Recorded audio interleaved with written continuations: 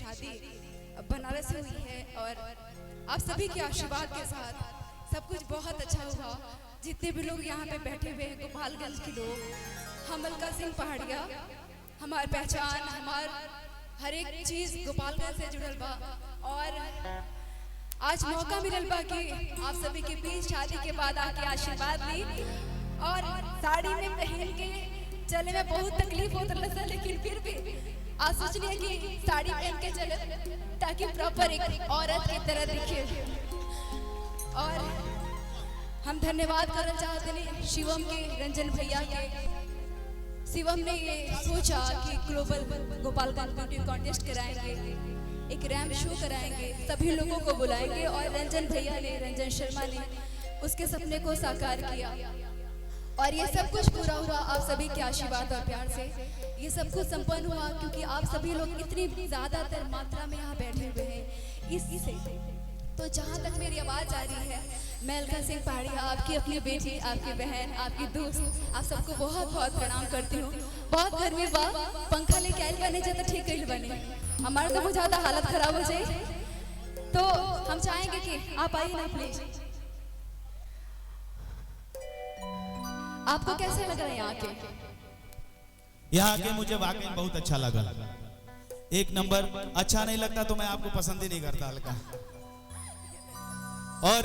और उसकी बात क्या करनी जहां पे खुद माँ थावे वाली विराजमान है, जिस धरती पर सिद्ध पीठ विराजमान है, वहां किसको नहीं अच्छा लगेगा। तो मुझे बहुत अच्छा लगा और मुझे नहीं सबको अच्छा लगता है हमेशा, है ना। देखिए ये कार्यक्रम बहुत शानदार चल रहा है। मैं चाहता हूं कि जितने भी लोग इस मंच पर खड़े हैं जिनका कोई काम नहीं है, आपसे हाथ जोड़ के विनती है, निवेदन है भैया कि आप लोग पीछे जगह बहुत सारा खाली है, उस पर बैठने की कृपा करें। ये कार्यक्रम आप लोगों के लिए है, प्लीज हाथ जोड़ के विनती आप सभी से भैया, मेरा जो भी मेरी आवाज सुन रहे हैं भैया, जो मंच पे बैठे हैं जिनका कोई काम नहीं है भैया, प्लीज आप लोग पीछे चले जाएं। मैं अगर कहूंगा तो बहुत बुरा लग रहा है भैया, प्लीज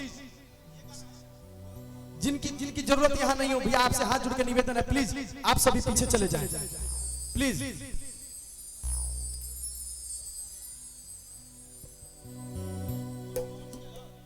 और आज हम चाहेंगे कि जितने भी गाने हो भैया, क्योंकि हम तो हमेशा से गाते रहे, मेरी शुरुआत ही अम्बेडकर भवन से हुई है। 15 अगस्त हुआ, 26 जनवरी हुआ, जब भी हम लोग आते थे तभी इसी मौके पे अम्बेडकर भवन में आते थे। जब 15 अगस्त होगा हम यहाँ होंगे, जब 26 जनवरी होगा मैं यहाँ होंगी। लेकिन आप पहली बार अम्बेडकर भवन पे हैं, तो आज थोड़ा जो भी सुनना चाहेंगे वो आपको सुनना चाहेंगे। कैसा है? आप गाएंगे तो ज्यादा मजा आएगा। आप आइए। ये तो बड़प्पन है कलाकारों का। एक कलाकार का बड़प्पन है, दूसरे कलाकार को सुनना चाह रहा है। सबसे पहले तो मंच पे हैं और एक गाना कई लोगों ने, मैं आया तो कई लोग हमसे ये कलश की भैया ये 2-3 गाना आप सुना दीजिएगा। हम लोग परफॉर्मेंस उस तरीके से देने नहीं आए हैं, इस कार्यक्रम का हिस्सा बनने आए हैं और आप सभी का आशीर्वाद प्यार पाने आए हैं।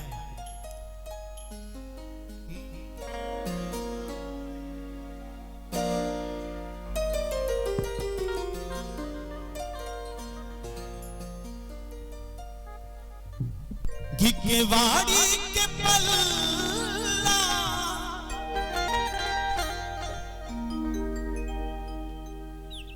प्यार बदल गइल बा, प्यार करे का तरीका बदल गइल बा।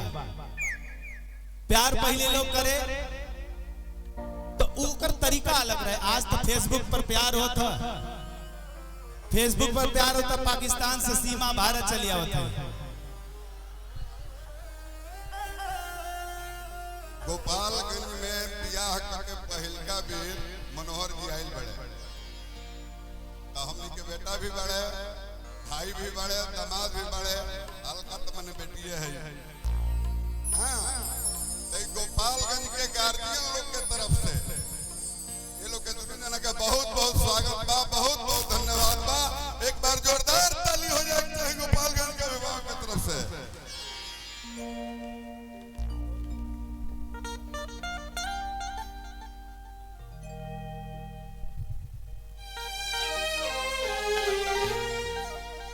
इनका क्या तो माँ आप बेटी के 500 रुपया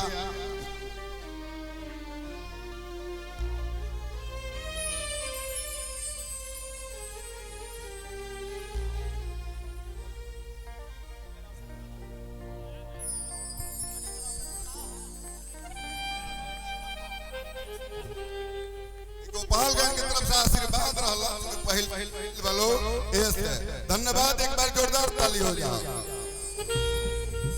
बहुत बहुत प्रणाम करतनी आभार व्यक्त करते हैं आपने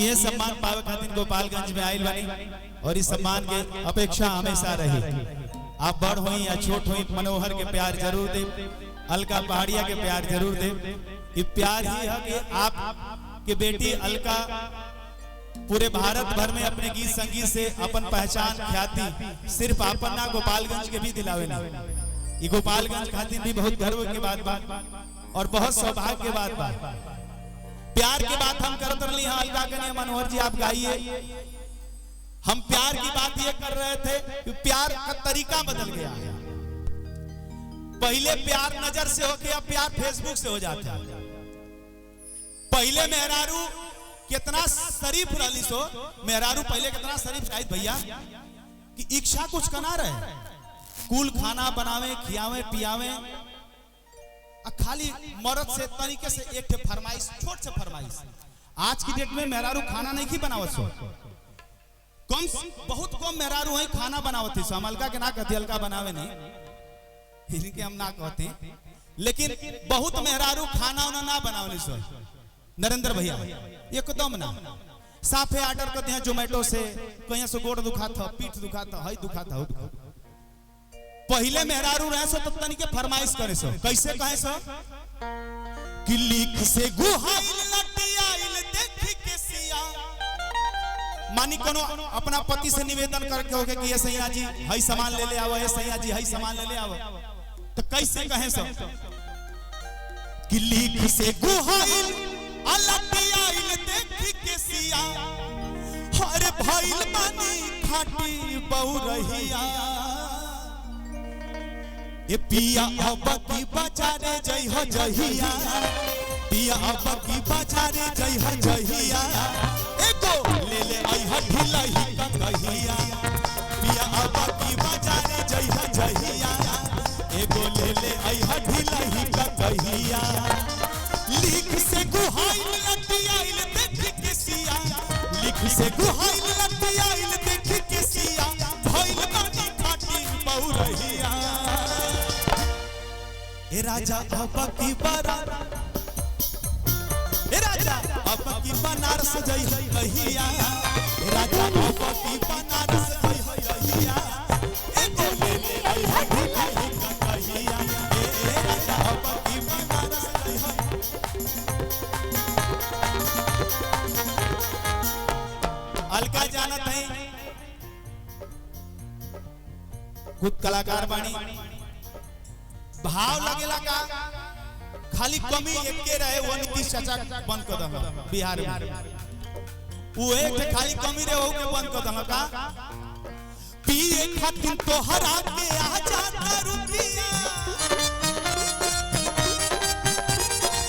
पिए खातिर तोहरा के आ जाता रुपिया हमारा के बेरी और आ जाता रुपिया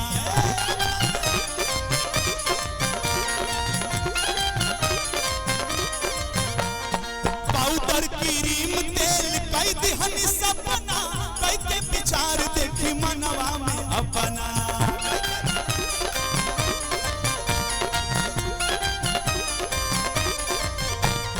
कैसे अब आनंद रही देता समझाई कैसे अब आनंद रही देता समझाई चली के कवन हम रहिया पिया अब की बाजारे जई हो जहिया पिया अब की बाजारे जई हो जहिया एगो ले ले आई ह ढिलही का कहिया पिया अब की बाजारे जई हो जहिया एगो ले ले आई ह ढिलही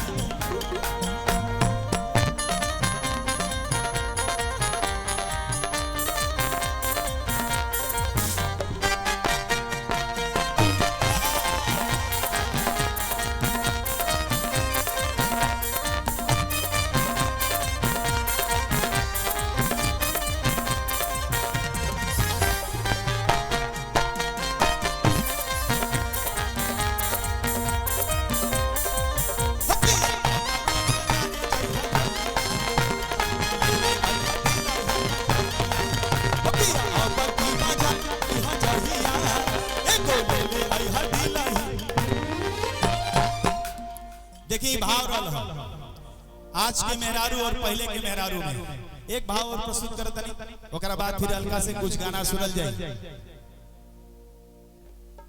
भोजपुरी सुनबा लोग ना कि हिंदी सुनबा लोग? भोजपुरी है ना।